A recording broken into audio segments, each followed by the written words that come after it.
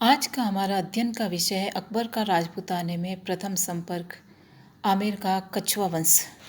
राजपूताने के अन्य राजवंशों की भांति कछवा वंश भी राजस्थान के इतिहास में 12वीं शताब्दी से महत्वपूर्ण स्थान प्राप्त करता है। इसके प्रारंभिक अधिवासन युग में इन्हें मीणों और बड़गुजरों से टक्कर लेनी पड़ी, जिसके फलस्वरूप ढूंढाड़ प्रदेश में अपना राज्य स्थापित करने में ये सफल रहे। धीरे धीरे दौसा, रामगढ़, खोज, छोटवाड़ा, गैटोर, आमिर आदि क्षेत्र कछवा राज्य के भाग बन गए। उन दिनों उत्तर राजस्थान में चौहान शक्तिशाली बनते जा रहे थे। कछवाओं को कुछ समय चौहानों के सामंत के रूप में भी रहना पड़ा था। इसी वंश का पंचन देव बड़ा शक्तिशाली शासक था। उसकी मृत्यु के बाद ढूंढाड़ पर ख्याति के अनुसार मालसी, जिलदेव, रामदेव, विलण, कुंतल, जनसी, उदयकरण, नरसिंह, उदरण और चंद्रसेन ने शासन किया। चंद्रसेन का पुत्र पृथ्वीराज महाराणा सांगा का सामंत था और इसी के नाते उसने खानवा युद्ध में बाबर के विरुद्ध भी लड़ाई की थी। ढूंढाड़ की राजनीतिक स्थिति 1527 से 1548 ईस्वी के बीच। 1527 में पृथ्वीराज की मृत्यु के बाद उसका छोटा लड़का पूर्णमल आमेर का शासक बना। ऐसा कराने में उसकी माता बालाबाई का, जो कि बीकानेर की रावलूणकरण की पुत्री थी, का हाथ था। इस घटना से पृथ्वीराज का ज्येष्ठ पुत्र भीमदेव बड़ा रुष्ट हुआ और उसने पूर्णमल को हराकर 1533 ईस्वी में राजगद्दी प्राप्त कर ली। यहाँ से आमेर के राज्य में ग्रह कलह का सूत्रपात हुआ, जो राजा भारमल के समय तक चला। यही कारण है कि क्रमशः अफगान और मुगलों का प्रभाव आमेर में बढ़ता चला गया।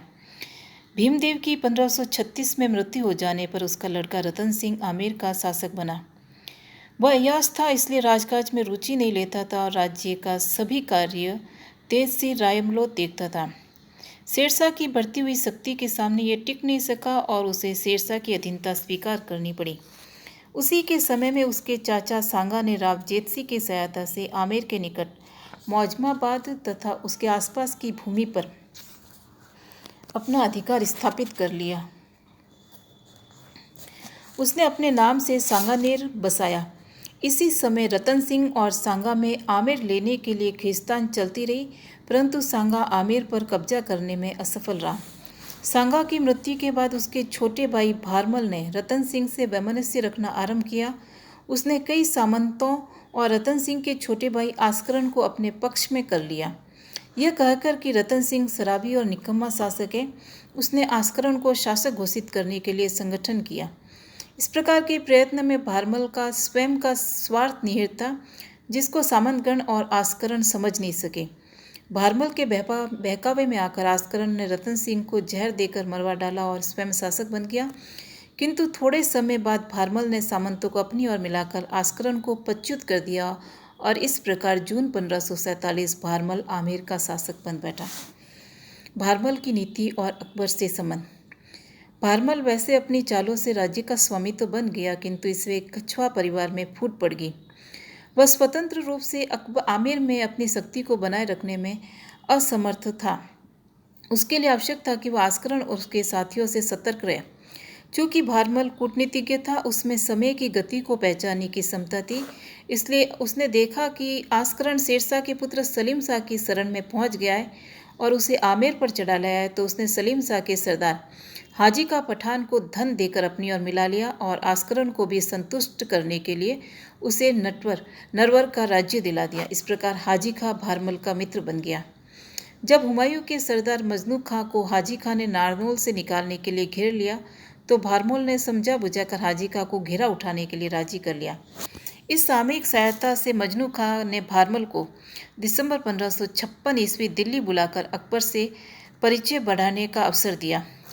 जबकि बादशाह का हाथी, जिस पर वह सवार था, बिगड़ गया और सभी लोग इधर उधर भागने लगे, भारमल अपने राजपूत सरदारों के साथ वहीं खड़ा रहा और मस्त हाथी को काबू में लाने में सफल रहा। यहीं से बादशाह अकबर उसके साहस और धैर्य से बड़ा प्रभावित हुआ। भारमल और अकबर में घनिष्ठता। भारमल अपनी युक्तियों से बाह्य स्थिति को संतोषजनक बना सका, किंतु अभी भी उसके राज्य की आंतरिक स्थिति सुधर नहीं सकी थी। स्थानीय मीणा, जो आमेर के आसपास रहते थे, पुनः अपनी शक्ति संगठन में लगे हुए थे। आए दिन उनके उपद्रव होते रहते थे और जिन्हें दबाना एक कठिन काम था। इधर पूर्णमल का एक पुत्र सूजा अपने आप को राज्य का वास्तविक हकदार मानता था, इसलिए उसने मेवात के सूबेदार सरफुद्दीन से मिलकर 1558 ईस्वी में आमेर पर आक्रमण कर दिया। मुगल सेना के दबाव से भारमल को स्वयं पहाड़ों में जाकर छिपना पड़ा और जब 1561 ईस्वी में स्वयं सरफुद्दीन आमेर आया तो उसे एक बड़ी धनराशि देने के लिए विवश होना पड़ा। विजय सूबेदार ने उसके पुत्र जगन्नाथ, आस्करन के पुत्र रासिंग और जोबनेर के जगमाल के पुत्र खंगार को, जो कि आमेर के राज्य की रक्षा में लगे हुए थे, धरोहर के रूप में अपने पास रख लिए। अब तक भारमल यह समझ गया था कि मिर्जा की कारगुजारी को अकबर का समर्थन मिल जाएगा तो उसको आमेर से हाथ धोना पड़ेगा और राज्य पर सूजा का अधिकार हो जाएगा। अकबर के लिए भी आमेर में हस्तक्षेप करने का इससे कोई अन्य उपयुक्त अवसर नहीं हो सकता था। भारमल में दूरदर्शिता थी। उसने सोचा कि मिर्जा की सिफारिश से पूर्व यदि वह अकबर से मिलकर उसकी अधीनता स्वीकार कर ले तो उसका पक्ष प्रबल हो जाएगा और सूजा की राज्य पर अधिकार करने की संभावना धुंधली हो जाएगी। इसलिए जब 20 जनवरी 1562 ईस्वी बादशाह आमेर की तीर्थ यात्रा करने ढूंढार के मार्ग से निकला तो उसने मार्ग में सांगानेर में उसके समर्थक चगताई खां की सहायता से अकबर से भेंट की और मुगल अधीनता स्वीकार कर ली। साथ ही उसने अपने संबंधियों और सरदारों को मिर्जा सरफुद्दीन की धरोहर से छुड़वाने की भी प्रार्थना की। इस युक्ति से भारमल ने बादशाह के दिल में अपने लिए एक स्थान प्राप्त कर लिया और जब बादशाह अजमेर से वापस लौटा तो भारमल के परिवार को, जो मिर्जा के पास धरोहर के रूप में था, राजा को सुपुर्द करने का आदेश दिया और स्वयं उसने 6 जनवरी 1562 भारमल की ज्येष्ठ राजकुमारी, जो कि हरकाबाई के नाम से जानी जाती थी, सांभर में विवाह कर लिया। भारमल ने इस अवसर पर बादशाह को बहुत अच्छा दहेज भी दिया। सम्राट की यह बेगम मरियम उजमानी के नाम से विख्यात हुई और उनका दाम्पत्य जीवन भी बड़े सुख से बीता। इस विवाह संबंध की आलोचना। अकबर और भारमल की कन्या के विवाह की कई विद्वानों ने कटु आलोचना की है, ये बताते हुए कि यह कार्य धर्म विरोध और निंदनीय था। उनके द्वारा उनकी दृष्टि में हिंदू जाति के आदर्शों की अवहेलना की गई थी। उनकी यह भी मान्यता थी कि जब आमेर के शासक ने अपनी कन्या का विवाह सम्राट के साथ कर दिया तो अन्य राजपूत नरेशों को भी ऐसा करने के लिए बाध्य होना पड़ेगा। इसमें कोई संदेह नहीं कि वास्तव में सैद्धांतिक दृष्टि से इस कार्य का कोई समर्थन नहीं ढूंढा जा सकता।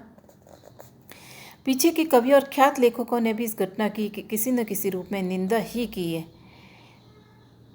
और साथ ही कुछ लोगों का यह भी विश्वास है कि भारमल ने अपनी किसी दासी पुत्री का अकबर के साथ विवाह कर अपने स्वार्थ की सिद्धि की। किंतु जहाँ तक सच्चाई का है, महाराणा प्रताप ने अपने वंश की प्रतिष्ठा को बनाए रखने के लिए मुगल वैभव की परवाह नहीं की और भारमल ने अपने स्वार्थ की पूर्ति के लिए राजपूत मर्यादा का उल्लंघन किया। किंतु इस घटना चक्र में हम भारमल के कार्यों का समर्थन भी पाते हैं। एक तो उसका राज्य आंतरिक और आभ्यंतरिक आक्रांताओं से त्रस्त था।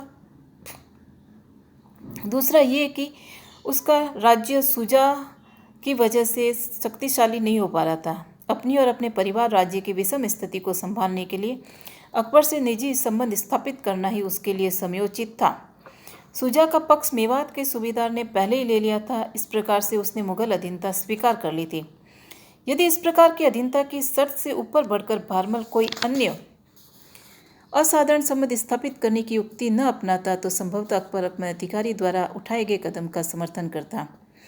इन सभी परिस्थितियों को सामने रखकर भारमल ने अपनी कन्या का विवाह अकबर के साथ करना निश्चय कर विवेक बुद्धि का परिचय दिया और ऐसा करना समयोचित भी था। इसके अतिरिक्त वह प्रथम व्यक्ति नहीं था जिसने मुसलमानों से वैवाहिक संबंध स्थापित किए हो। पहले भी ऐसे संबंध स्थापित हो चुके थे जो शायद बलात् संबंध थे, लेकिन इसमें विशेषता यह थी कि आमेर मुगल वैवाहिक संबंध सौहार्द और विश्वास के वातावरण में स्वेच्छा से संपादित हुआ था और इसमें कोई संदेह नहीं कि भारमल बढ़ती हुई मुगल सत्ता के साथ रहकर ही आमेर का विकास कर सकता था और ऐसा सोचने में उसकी दूरदर्शिता ही थी। अतः इस वैवाहिक संबंध को राजनीतिक दूरदर्शिता कहना उचित माना जा सकता है। भारमल का व्यक्तित्व। भारमल एक महत्वाकांक्षी शासक था जिसने अपनी कूटनीति से राज्य की प्राप्ति का मार्ग ढूंढा था। उसमें समय को पहचानने की विलक्षण क्षमता थी। उसने प्राचीन मान्यताओं से ऊपर उठकर मुगल कछवा संबंध कड़ियों को दृढ़ बनाया। अपने राज्य की संकटमय स्थिति में उसने सूझबूझ से काम लिया।